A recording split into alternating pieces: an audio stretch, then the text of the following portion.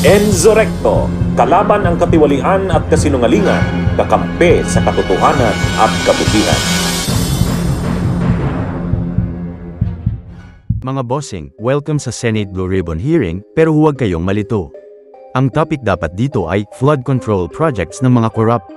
Pero tila lahat ay nasentro sa isang tao na parabang nasa saniban ng iba't ibang katauhan. Ang nangyari, flood of excuses, flood of contradictions, at flood ng mga pamilyang may biglang bilyon.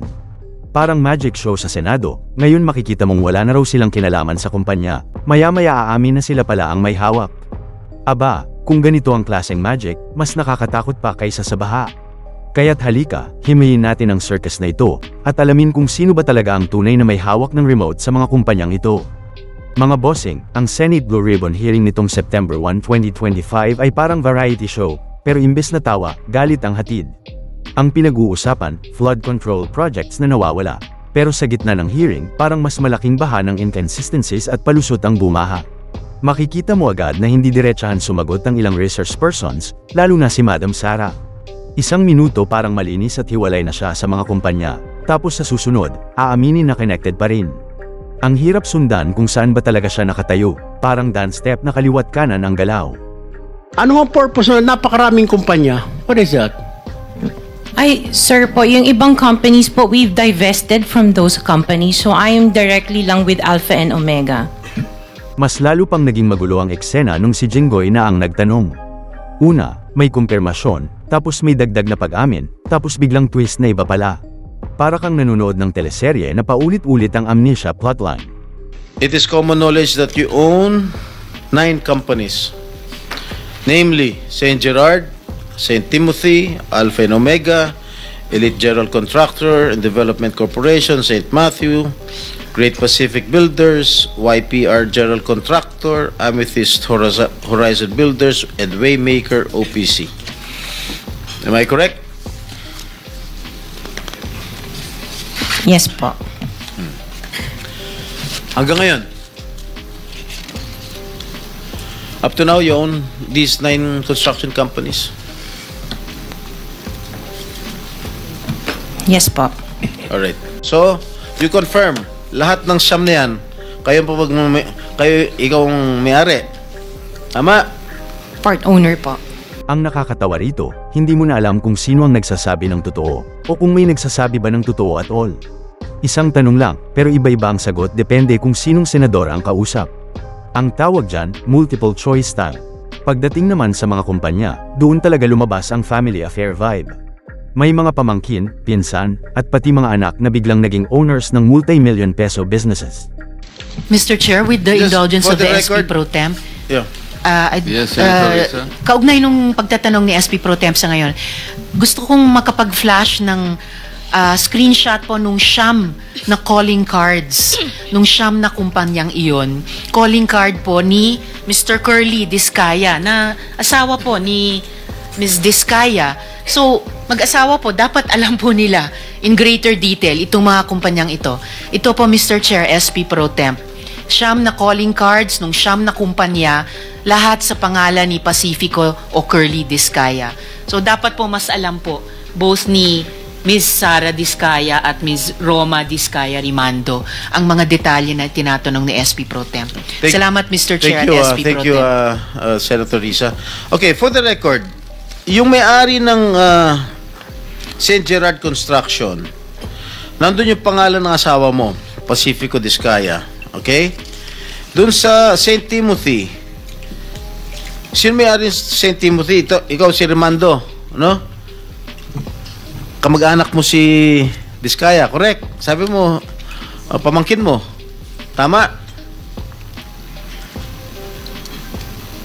And who is this Maritoni Miligrito, the owner of Elite General Contractor?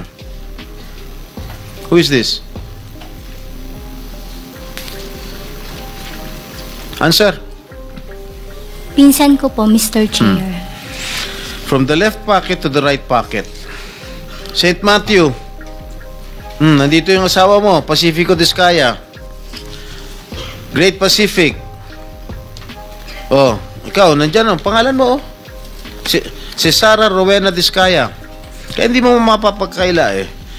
YPR General Contractor. Nandito rin ang pangalan mo. Miss Sarah, alam mo, huwag ka magsisinungaling, ha? Amethyst Horizon.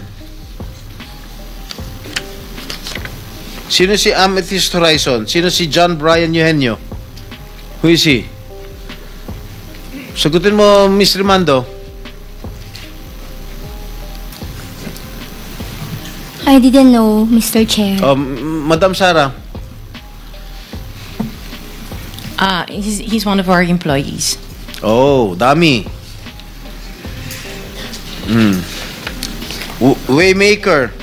Sino si Gerald William Discaya? He's my eldest son. Okay. Aba, kung ganyan kadali, lahat na lang sana tayo may construction firm. Halimbawa, yung pamangkin na dating HR manager lang, ang sweldo nasa 30,000 hanggang 40,000. Pero ngayon, biglang majority owner na ng company na halos bilyon ang capital. Bossing, kahit mag-ipon ka ng buong sweldo ng 10 taon, di mo mabot yon. Kaya obvious na may ibang nagbubuhos ng pera sa likod. Mr. Mando, bago ka naging CEO ng St. Timothy, ano naging trabaho mo? Nagtrabaho din po ako sa St. Gerard, Mr. Chair.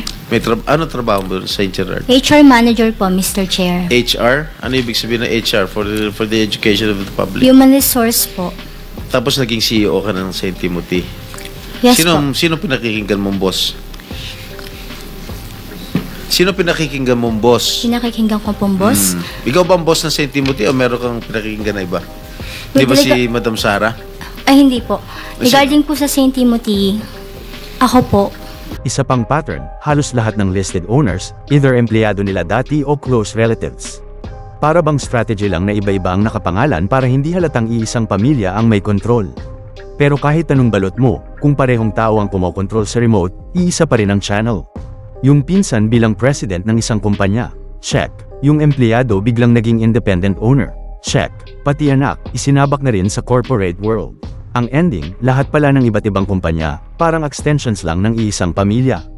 At nang mabanggit ang isa sa listed owners na dati empleyado rin, hindi na nakapagpigil si Estrada, tinawag niya na kung ano talaga ang obvious. Oh, dami. Sa business lingo, nakapangalan lang, pero hindi siya totoong nagmamaneho ng kumpanya. Pati anak, nadamay. May company na nakapangalan sa isang anak, tapos may alternate nominee pa na kapatid ni Madam Sarah. Dito mo makikita, talagang family package deal ang galawan. Ang anak na listed owner din, at malaki ang paid-up capital na hawak. Sa sobrang laki ng figures na pinag-uusapan, parang imposible ng paniwalaan na kaya nilang lahat justify ang pinagmula ng pera. Ang takeaway, hindi ito simpleng case ng mga independent companies na nagkataon lang na magkakilala. Malinaw na coordinated, at ginagamit ang pangalan ng kamag-anak o empleyado para ikubli ang totoong may control. At syempre, hindi ito matatapos sa ownership lang. Lumalabas na mas malalim pa ang problema.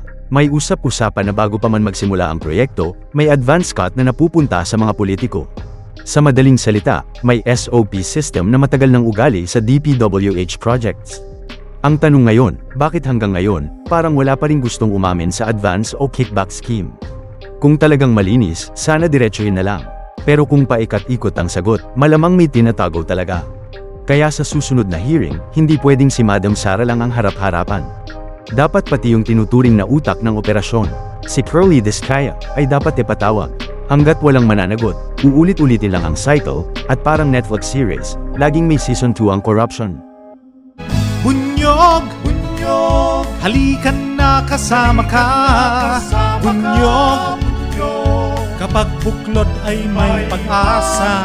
Luzon, Visayas, Mindanao, isa ang pananaw. Sa bagong Pilipinas ang bunyog isisigaw. Bunyog, bunyog.